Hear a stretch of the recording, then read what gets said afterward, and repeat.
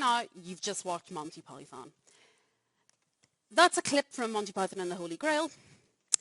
Sometimes I think there's an awful lot of truth in Monty Python.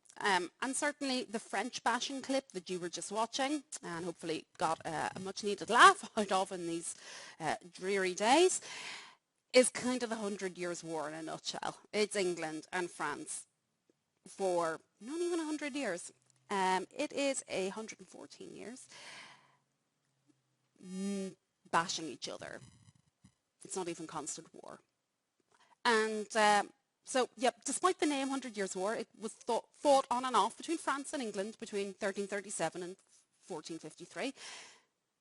Presumably, 100 Years' War was a bit catchier. The background to this war was the English king's lands in France. Now, if you remember, way back a long time ago, we were doing 1066. That video. William the Conqueror had come from Normandy, where he was Duke of Normandy, and by defeating Harold, who got the arrow in his eye, he got the throne of England. So William the Conqueror was King of England and Duke of Normandy. So this means that the King of England had lands in France, in Normandy. And then they added to this even more by some very, very astute marriages, including Henry II married Eleanor of Aquitaine, brought in a huge chunk of the wealthiest part of France. Got to the point where the English king had more land in France than the King of France. But the King of England was the vassal of the King of France for these French lands. What do kings not like to do? Kings don't like to be anybody's vassal. So there was always tension here.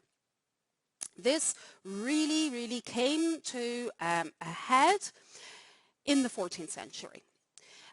King Philip II of France confiscated a huge chunk of the English king's lands in France in 1337. And then Philip, no, I'm telling you now, I'm getting my Philips confused. Philip II had been made the first confiscation. 1337, Philip IV made an even bigger confiscation, which really set things off. What he confiscated was a land called Gascony. And Gascony was a massive part of the southwest of France. It was one of the wealthiest parts of France. Lovely vineyards.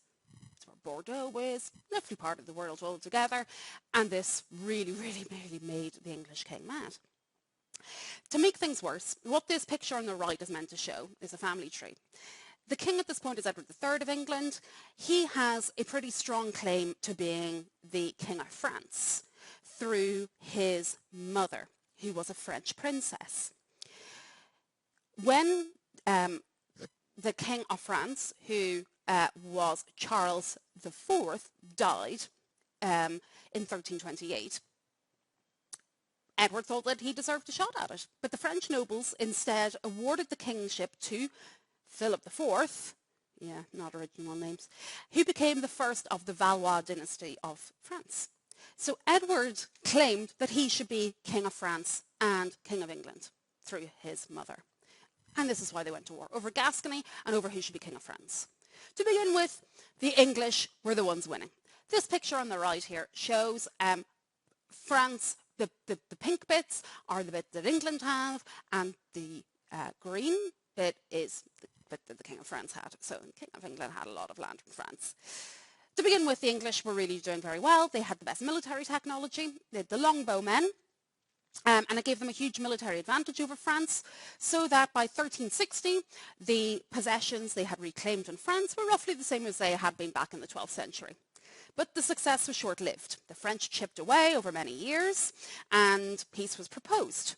But this was scrapped because, yeah, it was over 100 years. There's multiple kings. And when Henry V, King of England, came to the throne, he revived the claim again. So this battle's kind of on and off. In 1415, he struck France. He took Normandy. He really tried to embed himself in France. He was assisted by the regional power of Burgundy. Their leader is also called Philip.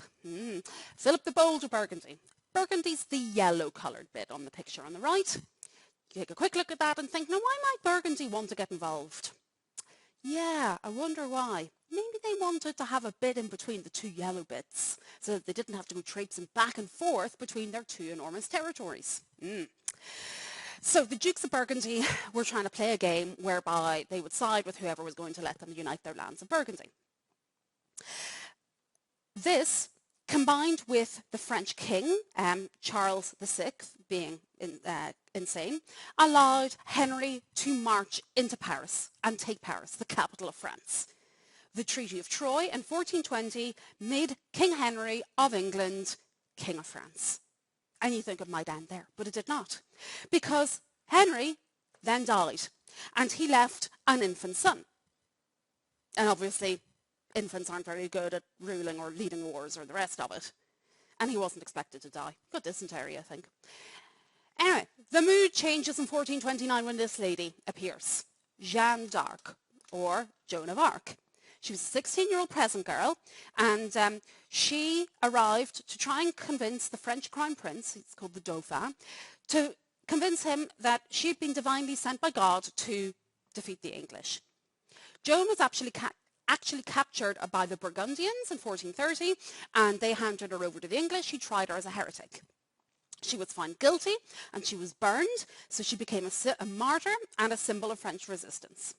She is often cited as being the one who bolstered France to ultimately go on and win the war, but this is a bit of an oversimplification. It took a long time yet. It took until 1453 for France to win the war. It was an absolute victory for France, though, because by 1453, the English had no territory left in France at all. One reason for the French success was they then had the better military technology. They had gunpowder-fired artillery. They had cannons, in other words. The Duke of Burgundy was a fair weather supporter. He thought that the English weren't his best allies, and he abandoned the English. So France ultimately won the war. But the war devastated France. The armies, the battles, it was all fought in France, on French territory. It completely wrecked the countryside. It destroyed French morale. Mercenaries and soldiers were plundering the countryside. But France did begin to recover. Not so Burgundy.